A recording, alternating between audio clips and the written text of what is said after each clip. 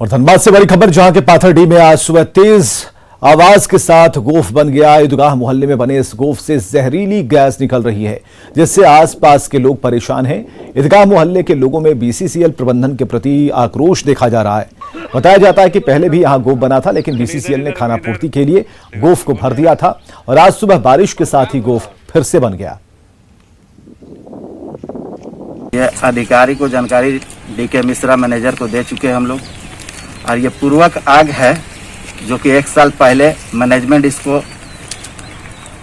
Dumping करके भर दिया गया, जो कि इसको आग को निकालने के लिए जेसीबी से या उसके पोकलेन से इसको आग को निकालने की बात हुई थी। उसको उन लोगों ने आनाकानी करके इसको डंपिंग कर दिया। डंपिंग करने के बाद जो है कि ये आग लहरता रहा। आज सुबह में बारिश हुई, आग में पानी गया और ये धुआं हो गया। रांची में ड्रग एजेंसी ने बड़ी कार्रवाई की है। रांची के सदानंद रोड और किशोरगंज इलाके में ड्रग एजेंसी ने छापेमारी की और 5 दुकानदारों को गिरफ्तार किया। गिरफ्तार होने वाले संचालकों में किशोरगंज के गणेश कर्मकार, सुधांशु कुमार, वर्तिका लाल, ब्रजकिशोर तिवारी शामिल हैं। बताया जा रहा है कि ये सभी दुकानदार 100 रुपए से लेकर 1200 तक में मिलने वाली ऑक्सीजन फ्लोमीटर 5 से 7,500 रुपए तक में बेच रहे थे। तो ये अपील करना चाहता हूँ कि इस प्रकार की आपदा के समय ये कीमत से अधिक दामों में बिक्री ना करें। जनता को भी अगर कहीं से भी खबर प्राप्त होती है कि मूल दाम से अधिक में बिक्री की जा रही है, तो संबंधित थाना प्रभारी के मोबाइल नंबर पे या सहायक पुलिस अधीक्षक कोतवाली के मोबाइल नंबर पर संपर्क कर सकते हैं। हम कोशिश करेंगे कि ऐसा ना हो। एक सूचना मिली थी हम लोगों को कि ऑक्सीफ्लोमीटर एवं जो जीवन रक्षक उपकरण सब है उनको महंगे दामों पर बेचा जा रहा है लोगों को। तो मजिस्ट्रेट के साथ छापामारी की गई थी, जिसमें 5 लोगों को गिरफ्तार किया गया, जो एक महिला भी है। और ये ऑक्सीफ्लोमीटर 7,000 रुपये में, 5,500 रुपये में, काफ़ी महंगे दाम होंगे। रांची के कोतवाली थाना क्षेत्र में छापेमारी की गई। अपर बाजार के अलग अलग इलाकों में पुलिस ने रेड मारी है और लॉकडाउन के दौरान बंद दुकानों की पड़ताल की गई। शटर गिराकर दुकान चला रहे दुकानदार पर कार्रवाई हुई है। बंद दुकान के अंदर ग्राहक मौजूद थे, कपड़े खरीद रहे थे। पुलिस ने दुकानदार के खिलाफ एफआईआर दर्ज की है।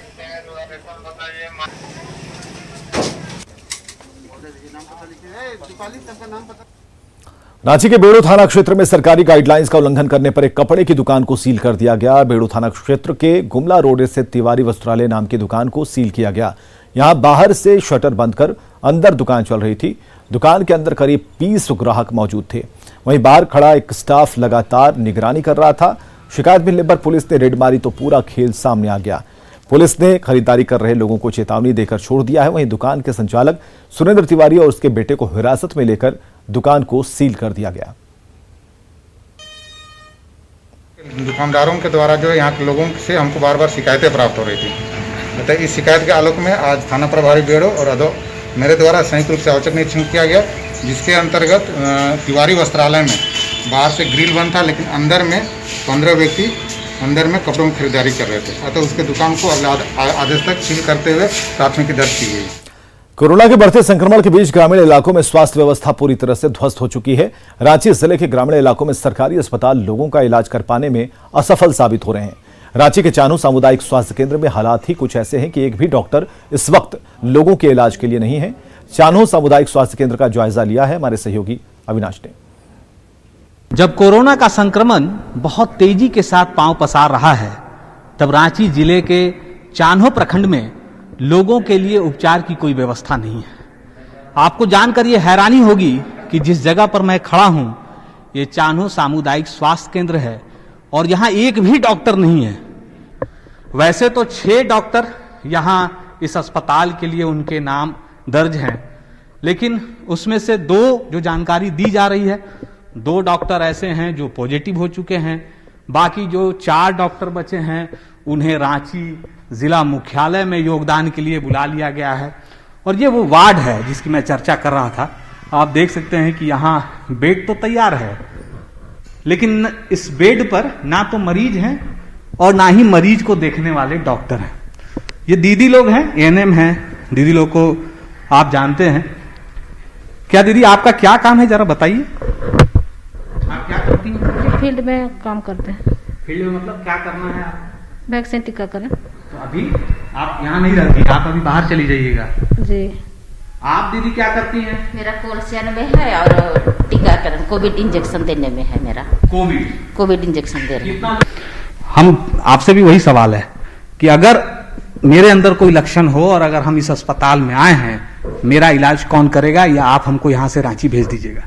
सर ये है कि पहले तो हम जांच करा लेते हैं और अगर कुछ ऐसा दिखता है पॉजिटिव वगैरह तो हम सर जो फार्मासिस्ट लोग हैं लोग दवा दे देते हैं। इतना बड़ा भवन अस्पताल का बन करके एक प्रखंड में समझिए कि 67 रेवेन्यू विलेज हैं इस प्रखंड में, और हर गांव से मान लीजिए कि दो अगर पेशेंट अगर पॉजिटिव आ जाए जिनको ऑक्सीजन की जरूरत है, तो हमको लगता है कि तुरंत कोई व्यवस्था नहीं हो पाएगा। यहाँ अगर कोई कोरोना से संक्रमित मरीज आ जाए तो उसका इलाज नहीं हो सकता। सिर्फ इसलिए नहीं हो सकता कि यहाँ डॉक्टर नहीं है। जो डॉक्टर थे उन्हें जिला मुख्यालय बुला लिया गया है, वो जिला में योगदान दे रहे हैं, और गांव के लोगों को, ग्रामीण लोगों को भगवान भरोसे छोड़ दिया गया है। अगर कोई यहाँ आता है तो यहाँ उनका इलाज नहीं हो सकता, सिवाय इसके कि उन्हें यहाँ से रांची रेफर कर दिया जाएगा। कैमरा पर्सन अमित के साथ अविनाश कुमार, न्यूज 18 रांची। अब वहां पर मेन पावर अगर नहीं रहेगा तो ऑपरेट कौन करेगा? नर्सेस नहीं रहेंगे तो वहां देखभाल कौन करेंगे? डॉक्टर नहीं रहेंगे तो जांच कौन करेगा? तो ये एक बहुत बड़ी चुनौती है सरकार के लिए। इसलिए कम जो चीजें रहते हुए भी, जो मैंने पहले ही कह रहा है कि जिन लोगों को आपने प्रखंड से प्रतिनियुक्त कर दिया है, यहाँ सारे लोगों को आपने कर दिया, बेन को कर दिया, बीपीएम को कर दिया, नर्सिंग को कर दिया, उसके बाद में आप डॉक्टर को कर दिया, तो प्रखंड किसके भरोसा में रहेगा? लोग वहाँ किसके दिखाएंगे वहाँ पर? तो इससे भी लोगों में आक्रोश बढ़ते जा रहा है पूरा।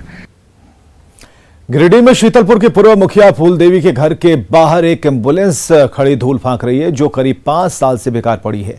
स्थानीय लोगों का कहना है कि इस विकट परिस्थिति में अगर इस एम्बुलेंस की मरम्मत करा दी जाए तो जन उपयोग में से लाया जा सकता है, तो इससे लोगों को सीधा लाभ भी मिलेगा। जाते इस एम्बुलेंस को तकरीबन 5 वर्षों से खड़े देखा है। आखिरी बार मैंने खुद इस गाड़ी को चलाया था।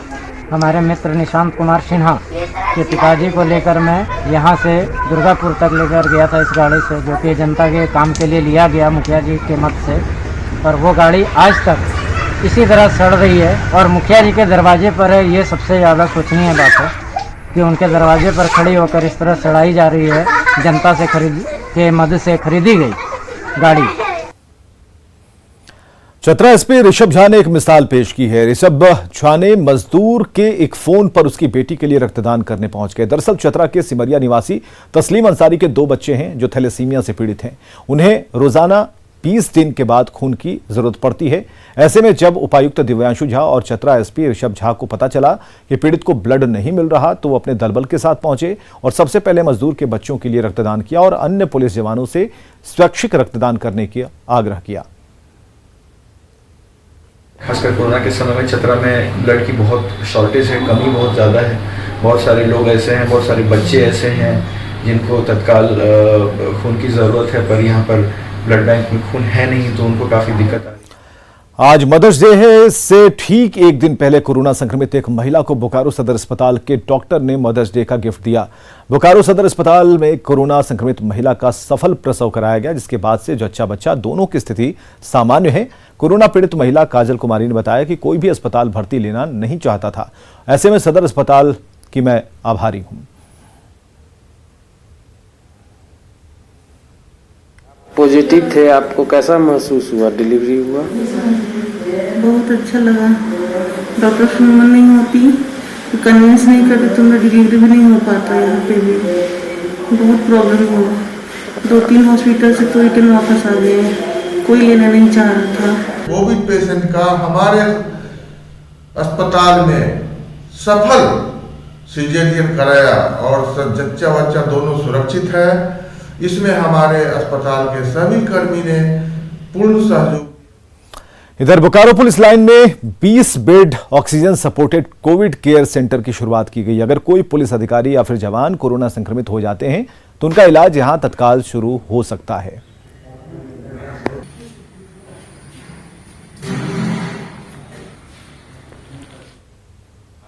पुलिस लाइन में जिला प्रशासन और पुलिस प्रशासन के सहयोग से 20 बेड का एक कोविड सेंटर का निर्माण किया गया है, जिसमें कि 20 बेड है, 14 ऑक्सीजन सिलेंडर है अवेलेबल रहेगा, जिसको कि पुलिसकर्मी, पुलिस के जवान या पदाधिकारी अगर ज़रूरत पड़ने पर, जो माइल्ड या मॉडरेट कैटेगरी में है, अगर ज़रूरत पड़े उनको, तो वहाँ पे हम लोग उनको इलाज करा सकते हैं। और यहाँ रुकेंगे एक ब्रेक के लिए।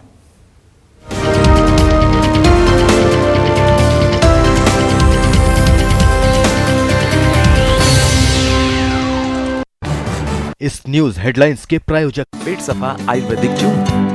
पेट सफा, हर रोग दफा।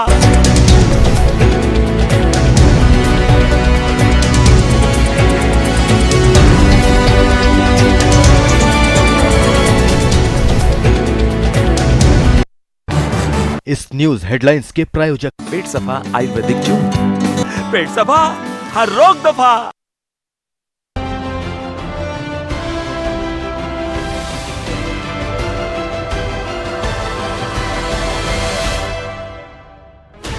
$16 channels, 15 languages, 26 states, 1,200 plus reporters, 66.9 crore viewers. India's largest news network, News 18 Network.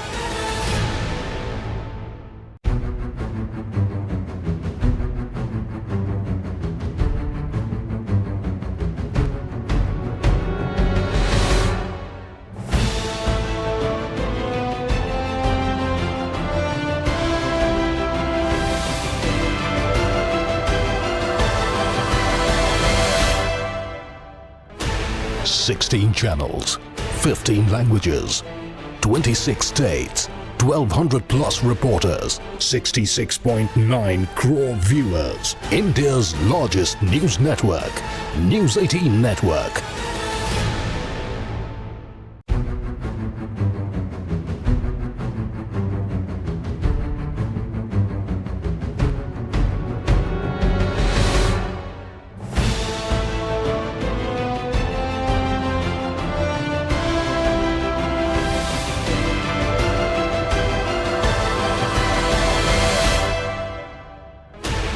$16 channels, 15 languages, 26 states, 1,200 plus reporters, 66.9 crore viewers. India's largest news network, News 18 Network.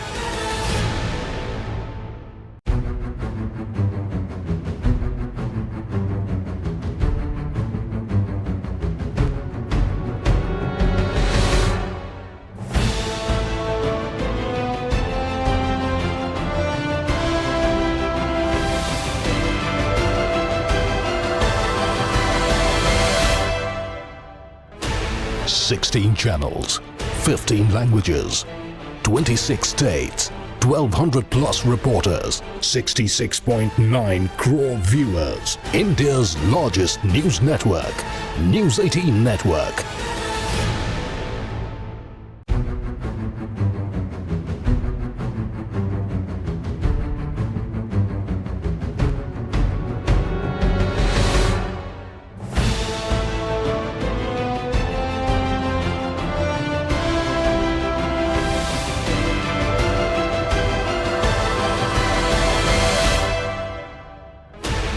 $16 channels, 15 languages, 26 states, 1,200 plus reporters, 66.9 crore viewers. India's largest news network, News 18 Network.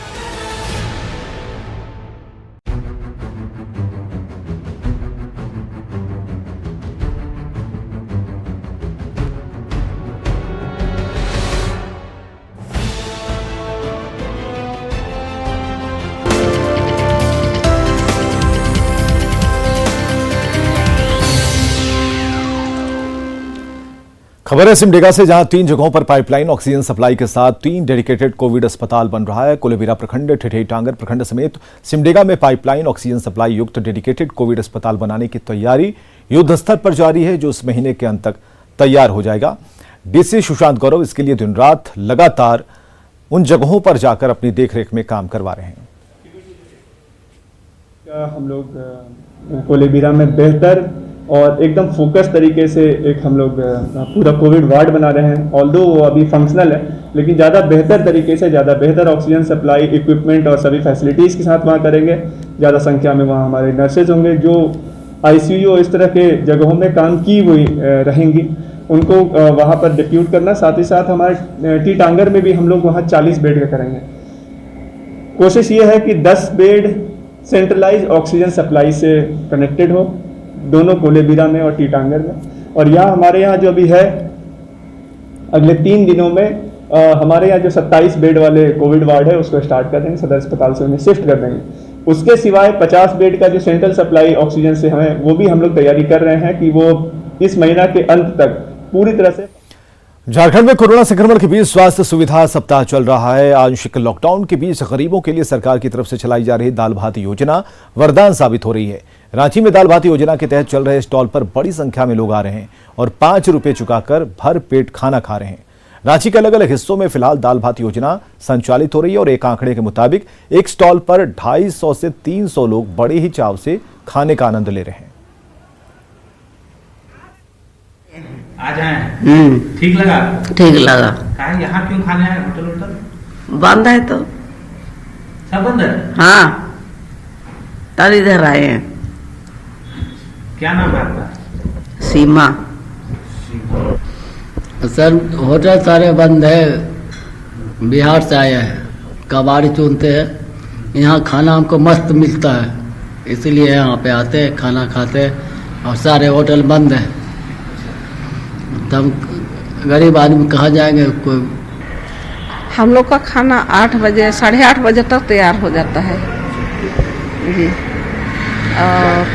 इसमें आप तो चना बरी और पत्ता गोभी और कद्दू बनाए हैं जी, सब मिक्स सब्जी बनाए हैं और दाल बनाए, रोज 250।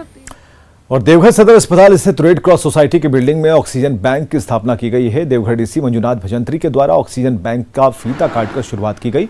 देवघर डीसी ने जानकारी देते हुए कहा कि रेड क्रॉस सोसाइटी की एक अनोखी पहल है जिससे ऑक्सीजन की कमी को काफी हद तक दूर किया जा सकता है।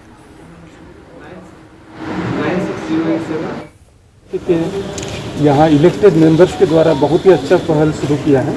इन्होंने यहाँ अभी के तत्काल के लिए 21 जंबो सिलेंडर और 9 B टाइप के सिलेंडर और उसके साथ सारे सामान जो है यहाँ रहेंगे, ताकि इमरजेंसी में किसी को जिला में ज़रूरत पड़े तो तुरंत यहाँ से उनको दिया जाएगा, ताकि किसी को कोई ऑक्सीजन की कमी की वजह से कोई प्रॉब्लम ना हो। और एक तरह का ये जैसे हेल्थ एक लाइफलाइन की तरह ये होगा, तो इसके लिए रेड क्रॉस सोसाइटी को। और गिरिडीह के सरिया थाने के निमाडीह गांव में एक बार फिर हाथियों का झुंड देखा गया, जिसे लेकर वहां के ग्रामीणों में काफी दहशत है, क्योंकि आए दिन ये हाथी कभी घर पर हमला बोल देते हैं तो कभी फसलों को बर्बाद करते हैं।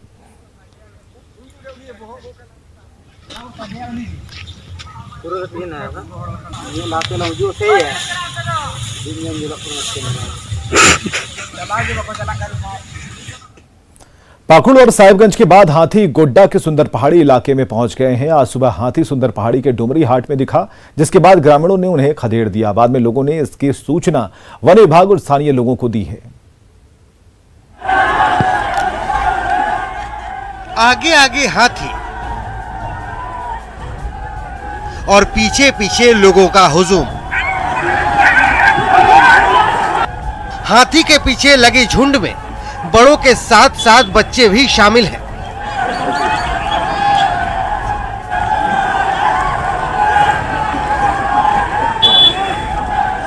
हाथी भागने की कोशिश कर रहा है और लोग पीछे से हुल्लड़ मचा रहे हैं। तस्वीरें गोड्डा के सुंदर पहाड़ी के डुमरी घाट की हैं, जहां गांव में घुसे हाथी को ग्रामीण खदेड़ रहे हैं। जिस तरह से लोग हाथी के पीछे पीछे भाग रहे हैं, अगर हाथी ने पलटकर हमला बोल दिया तो कई लोगों की जान खतरे में पड़ सकती है।